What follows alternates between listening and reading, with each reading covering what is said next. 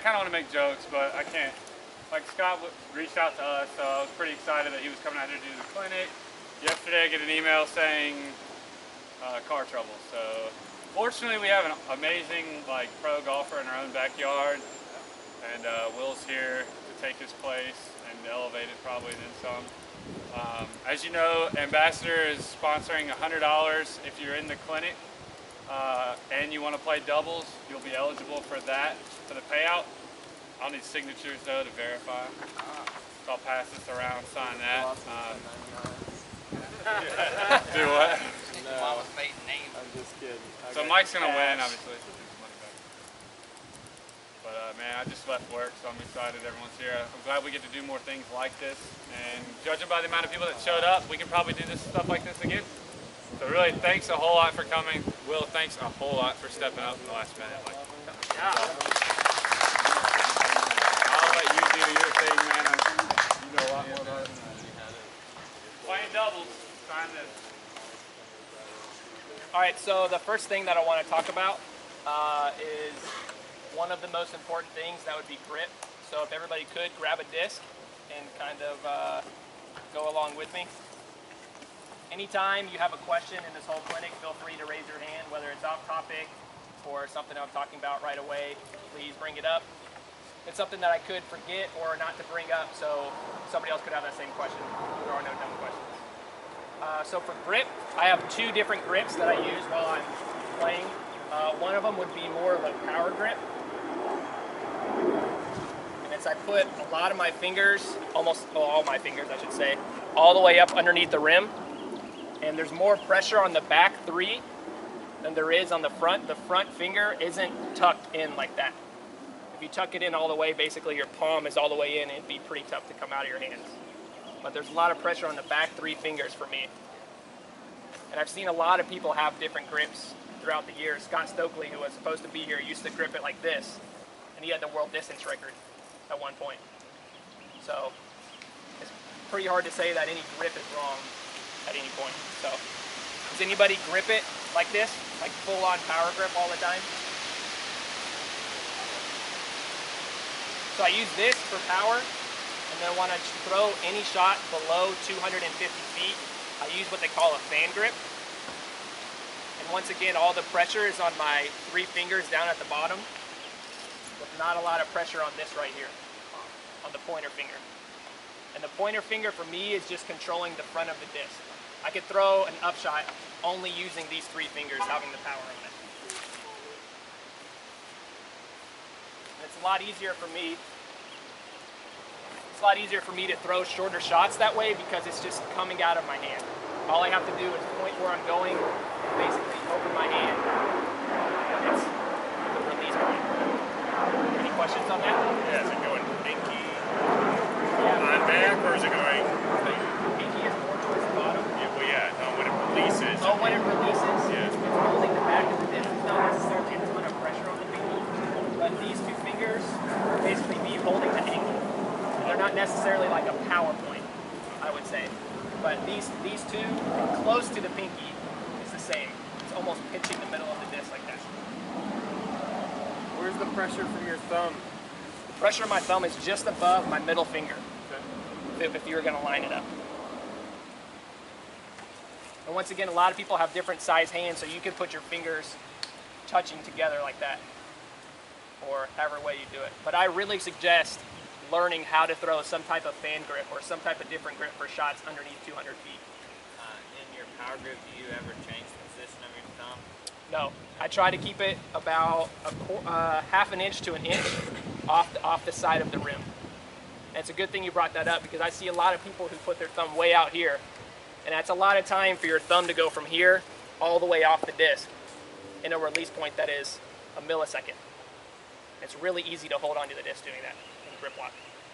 So I suggest everybody put it not necessarily next to the rim or off, but an inch, half an inch away from the rim. And for pressure, about how hard you should grip it, should be just like you're shaking somebody's hand. You don't want to have a really weak grip, really soft, because it'll come out of your hand. And you don't want to hold it really tight throughout the whole run-up as well. I've done that one time just to it was really wet out, and I figured I could get a nice grip before it got wet, and I shanked it about 70 feet to the right. So right when you're about to throw, that's when you almost clench up, and you go from 10% grip to 80%. Does that make sense? So I'm holding it loose all the way until I get to about right here. And then it's almost like a firm handshake. Does that make sense? Any questions? Start at 80 back here. Yes, yes. So it's nice and slow running up, and then go to full power right when I'm pulling through. And I'll talk more about that here in a second. The next thing I want to talk about is shoulder position. And there's a lot of people who shoulder position and feet position can all be compared to baseball and golf. Baseball and golf, you always line up your shoulders in the direction that you want to go. It's the same thing for disc golf. Whenever you're lining up a shot, you should line up your shoulders with the angle you want to throw on, and then put your feet on the same angle. So if I'm lining up to go down the middle right here, I don't want to have my feet pointing in this kind of direction. If I'm throwing an anhyzer around the group, then I would line my feet going up this way, because it's pulling myself to come back towards the middle. And the same will be for a hyzer, lining up this way right here. So when I'm coming down the tee pad, imaginary tee pad right here, I'm not always running straight down the middle. I'm coming off from the way far left, like hole 1 for example. I come off from the left to the right, because you have to throw a big hyzer around the trees. Or if you're coming around the trees to the left and you're lefty, it would be the other way. Coming this way. You're coming across your body.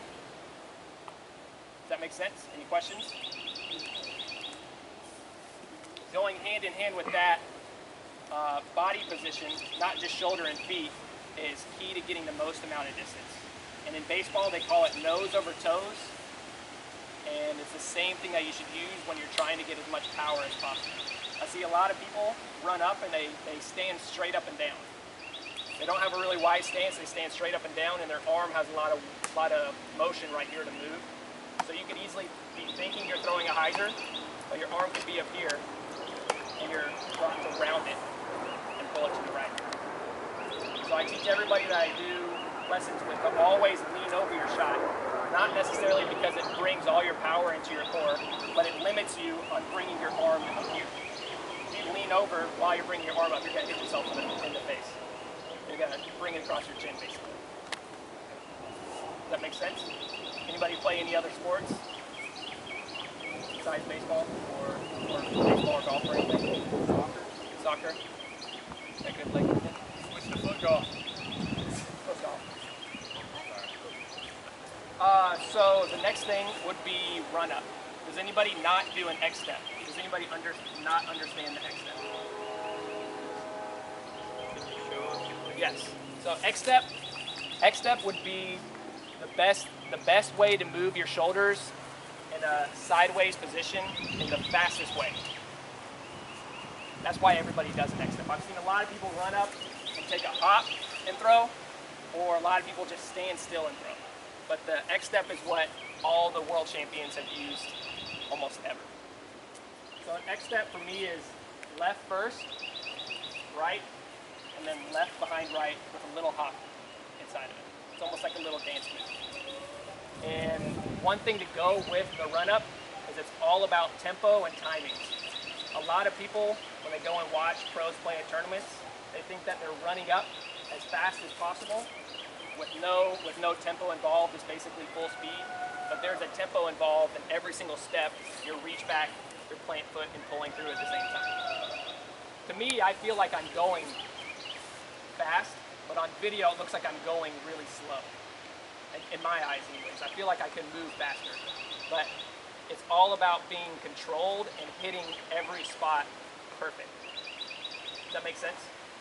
So you want to, when you use your run up, I always suggest to move slower and really focus on a certain key points to get the most amount of distance.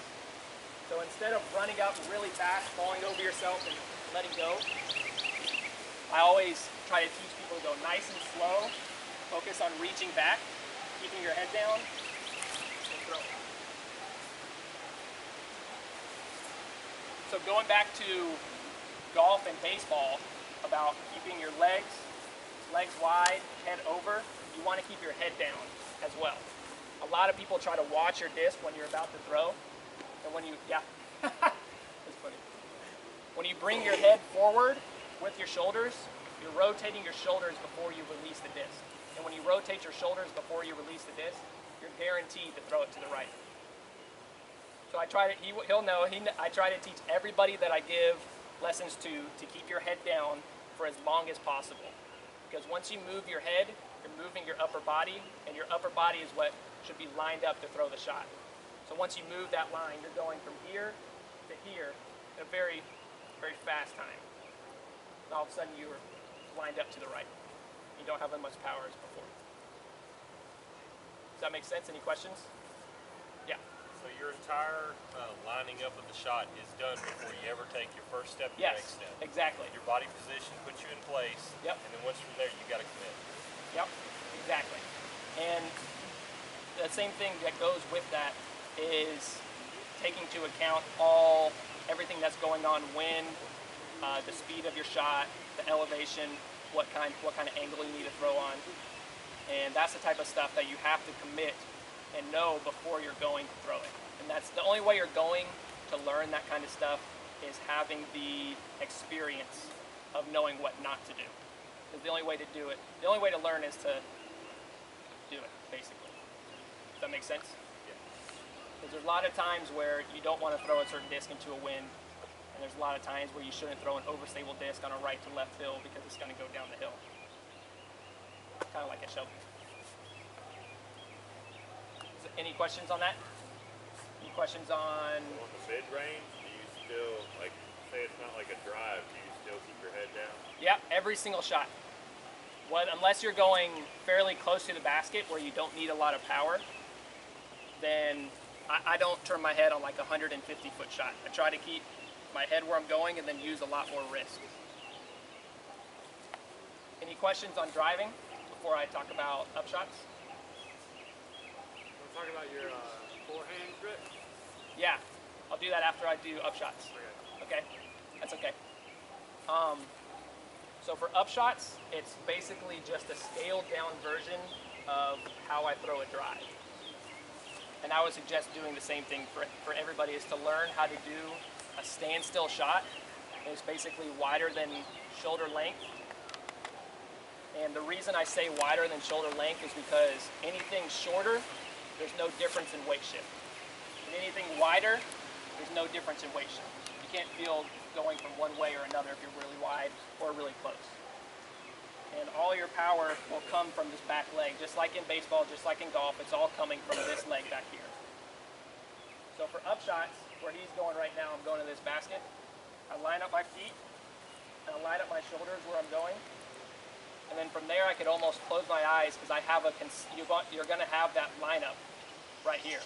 As long as I'm not looking where I'm going and leaning with my head, then I should have that consistent release every time. So for me, I have a percentage basically in my head. So let's say a 200-foot shot, I throw it fan grip and have a run up. I'm basically throwing it at 60 or 70%. So I know if I throw a fan grip as hard as I can, it's maybe going 280 feet. So a little bit less, I know that I can hit the distance correctly in my head.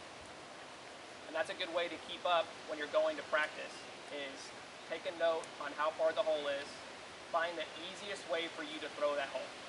Whether it's a tomahawk, whether it's a fan grip putter or upside down driver, it should be the easiest way for you to execute the hole with the least amount of mistakes possible. Does that make sense?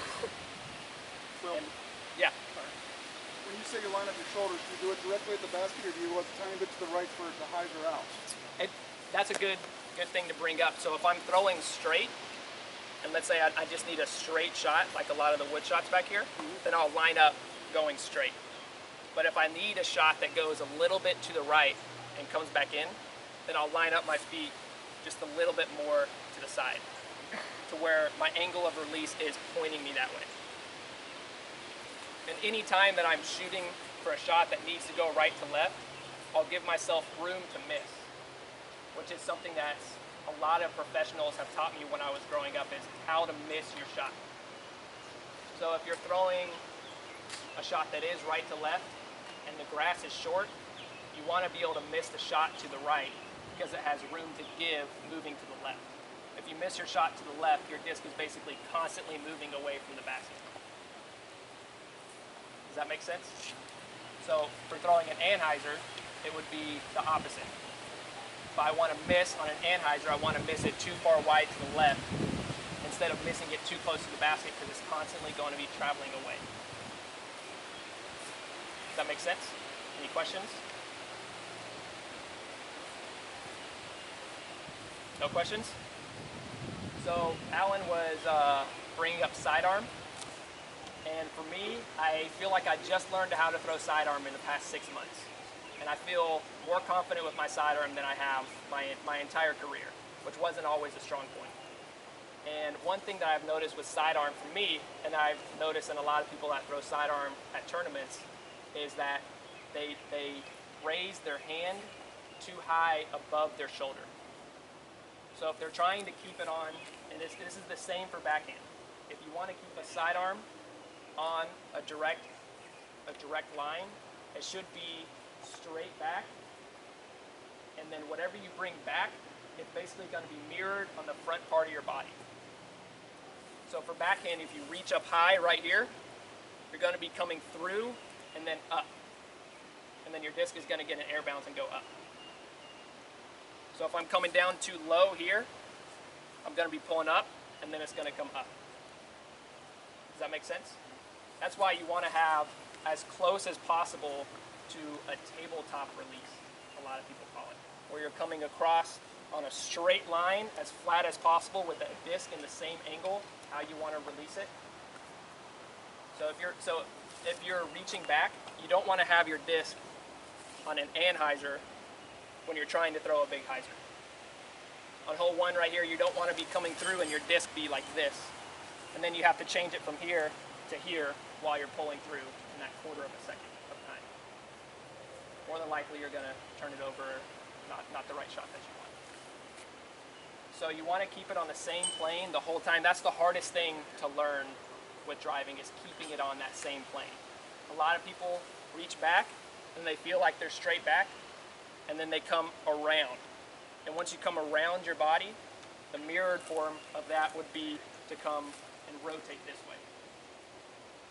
And then you're not going to get all the amount of power because you're not pulling through on the straight line. The best way to learn to reach back and pull through on a straight line is get one of those cords that stretches out, tie it to a doorknob, and then sit there for hours going like this. I used to do that all the time when I was 14 or 15 years old. Right before I would go to sleep or wake up, I would do it 40 or 50 times just to get that muscle memory over and over and over again. Any questions on that? Does anybody have questions on upshots or sidearm? What grip do you use on your sidearm? For my sidearm, I use my 2 fingers, and the palm, or the pad of my finger, I should say, is on the rim right here. So I see a lot of people who put their fingers out like this. My fingers don't have any strength when I do that. I feel like the most amount of power I have is when 2 fingers are pushing against the rim right here. Does anybody grip it like this? I do all the time. Yeah, and it feels pretty tight. Yeah. It's the same thing for backhand grip. Because a lot of people have a different grip. I know some people, KLA Visca, one of the best players in the world, only uses 1 finger somehow. I have no idea how that happens. Couldn't imagine throwing that. Let the power, like, grip. Right. Well, for me, Well, tuck the,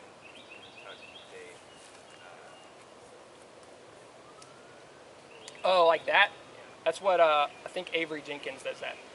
He throws some long sidearms, and it's almost the same concept because the pad of your finger is right on the inside of the rim right here. That guy that throws with 1 finger, does that give him more power or more angles? I have no idea. He never throws it with two. And I use two on every single shot. I never use one finger. On putters and drivers. And the angle of release also goes along with your reach back and pull through. Something that is very important is a lot of people have, does anybody have trouble throwing a putter off the tee, whether it turns over too much? Who started with when you started playing disc golf, did you start with the fastest disc possible that you saw, like an overstable driver? And then when you would run up, you would come over and basically turn it over as much as possible or go 200 feet. Doing that taught you the bad form from the beginning because it teaches you to come through, across your body, and then rotate your arm over.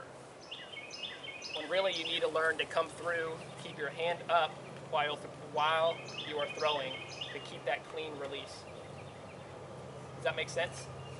You don't want to have, next time you go throw a shot and you throw a hyzer and it comes out of your hand and you miss it right or it goes flat up in the air and then stalls, look at your forearm position whenever you're finishing.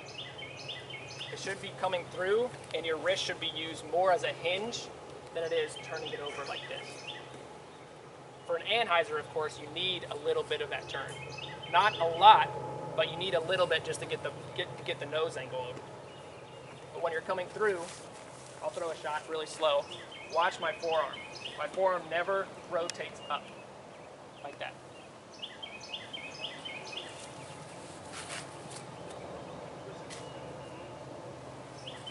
Try to keep, one way to teach yourself to do that is go out with 3 discs. Take a really understable fairway driver, something that you can almost roll, a really understable mid-range, and a really understable putter.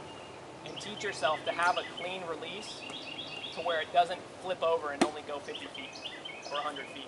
Learn to get it to fly and then finish right or finish left. Even though it's a really understable disc, that's going to teach you to throw farther because it's constantly teaching you to have that clean release out of your hand. I see a lot of people at tournaments who say there's not an overstable disc out there. And then they take a disc and then they just force it over always. Then they'll start rolling putters out of their hand.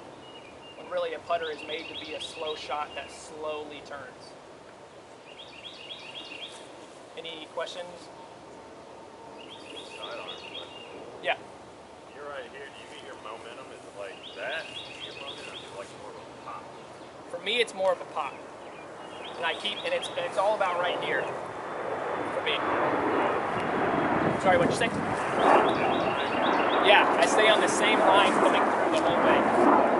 So when I reach back, I try to not keep my hand up here or my hand down here. I try to keep it right here, and from here forward, it's about 80% power, 80% usage of my power. You don't want to reach back and forward real fast. Or for backhand, same thing. You don't want to go really fast. With that sound effect, of course. You want to keep it nice and slow the whole time when you're reaching back, and then you want to have as much power when you come through.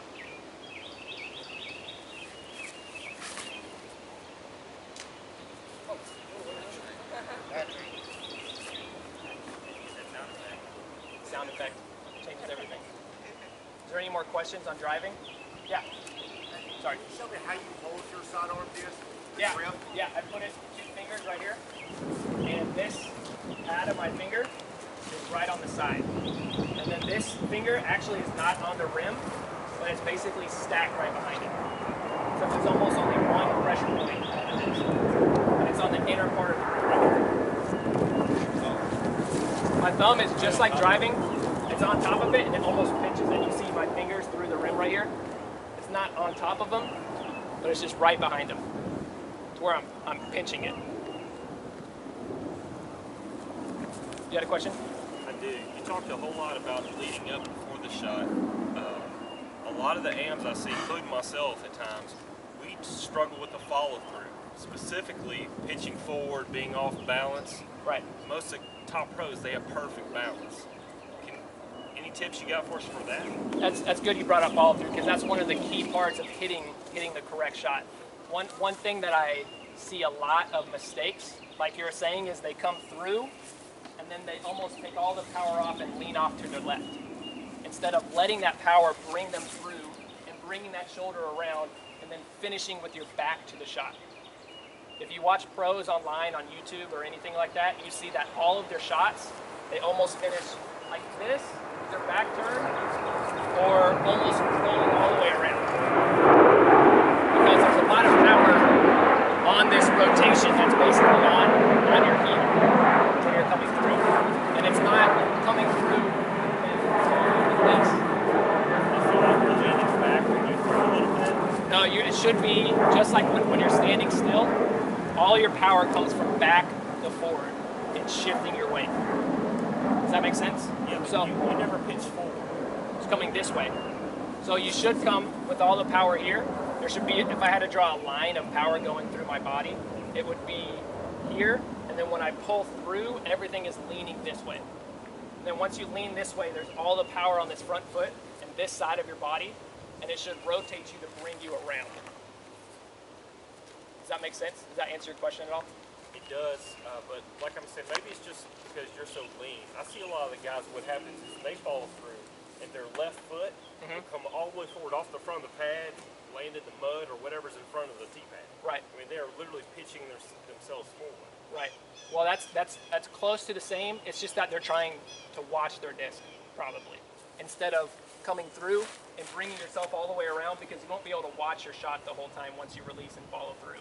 It's more of coming through and then watching it the whole time and then following through. And a lot of people that do that, they end up having shoulder problems because they come through and stop right here. Then their arm is reaching backwards with all that power and you're ripping this muscle right here. Or back problems on the left side because they're leaning this way a lot with a lot of torque instead of coming all the way around. Thank you. Yeah. Is there any other? Yeah. Do you stand still when you throw your sidearm, or do you like step up and throw? I take a short walk up. There's a lot of people that I would compare it to a shortstop throwing someone out at first base. They take a sideways approach, just like that. And one of my friends who's around here, his name is Nate Long. He has one of the longest sidearms I've ever seen. Same with Ricky Wysocki, he does the same thing. He was a shortstop in high school or something. And they take a sideways approach, and it's the same thing, just like a shortstop throwing someone out.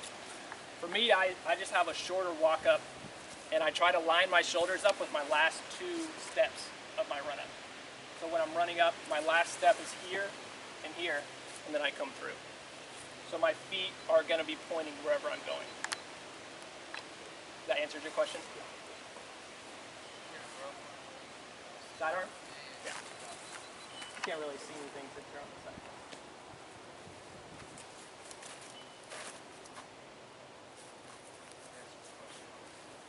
Okay. You don't have a question anymore? No.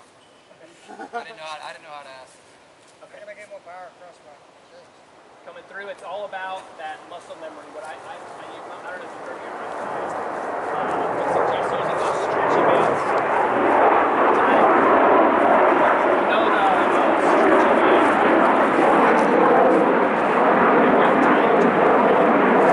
And then sit there and maybe a snap. No, they're good for about 15 minutes, man. Yeah.